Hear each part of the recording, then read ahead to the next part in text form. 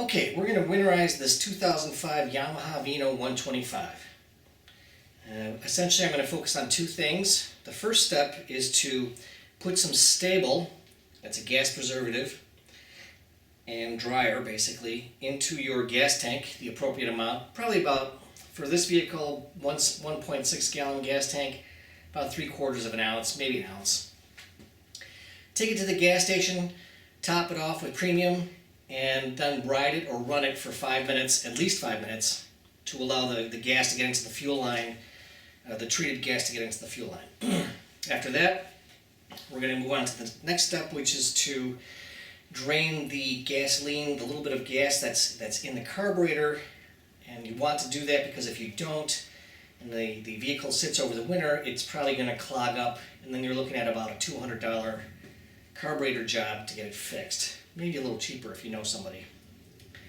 Okay, let's take a look at the tools we're going to need, and then we'll get right to it.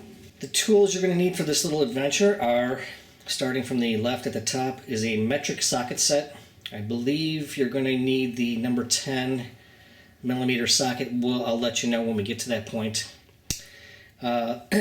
Moving towards the right, you need a medium Phillips screwdriver, a bottle of beer, that's part of the process, long nose pliers to retrieve screws and washers and whatnot that you've dropped into cavities inside the vehicle. Everybody does it. Or okay, I do it. There's an Allen wrench in there. It's that little angled thing you see, and I don't know what size it is.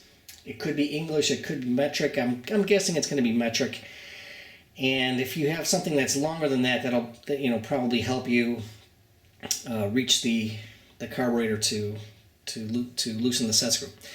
And then I've got some newspaper there. What I do is I drain a little bit of gas out of the carburetor onto some newspaper, and then I let it evaporate.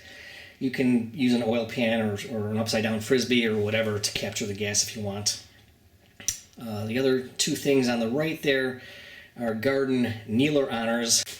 Okay, we have to remove some body work in order to drain the carburetor. The first thing we're going to do is we're going to remove this bottom piece here. The only reason for doing that is so that we have more room to maneuver our chubby fingers. To remove this piece, there are 4 screws. There's 2 outside here, and there are 2 underneath the rubber mat, here and here. We're just going to unscrew those and remove the part. Darn.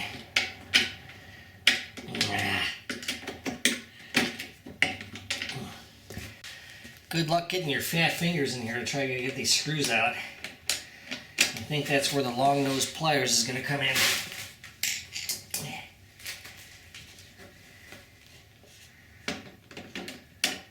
Aha! I am so smart sometimes. Okay, we got them. This is like that game Operation. The way to get this part out, well, let's move this thing down, whatever the hell that is. The way to get this part out is you just slide it out. And it just kind of pops out. So, see? Slide. Okay, there. Beautiful. Alright. Make sure that you also keep the screws straight.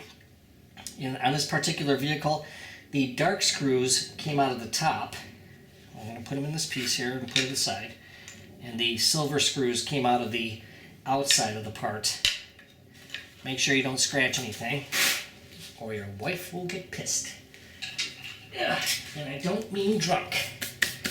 Okay, in order to access the carburetor, the next thing we're going to do is we're going to remove this bulbous side piece of bodywork. There are 3 screws on this thing, one down here somewhere, one up here, and one over here. The trick is, in order to access the one that's over here, we're going to need to loosen this rear carrier assembly. Okay, we are going to be using a number 10 millimeter metric socket, and what we're going to do is we're going to remove this bolt and its sister bolt on the other side.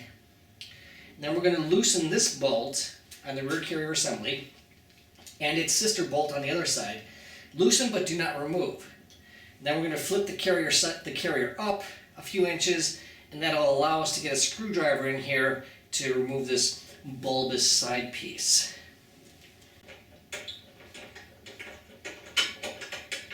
So we're removing these two bolts, which are under the seat on the rear carrier assembly. Got them. And let's loosen the other ones.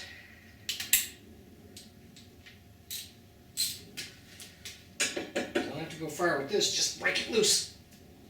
Well, maybe a little bit looser. And lefty loosey. Yeah. See that? The rear carrier assembly already wants to pivot. It pivots up, we can access the screw. We're going to remove this piece. Now, one thing to make note of is that this top screw is longer than either of these other two side screws. So keep track of that. The trick to removing this bulbous side piece is to lift it up and then away. So we just kind of shimmy it up and it just pops right out. The set screw is this little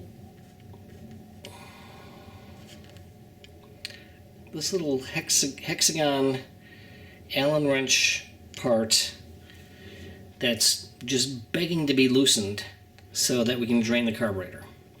Okay, so let me back up a little bit from that so you can see where that is.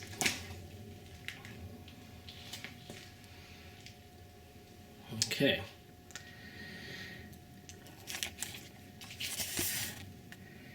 What we're going to do is maneuver our chubby fingers into this area with an Allen wrench, open up the set screw, and let the little bit of gas flow out.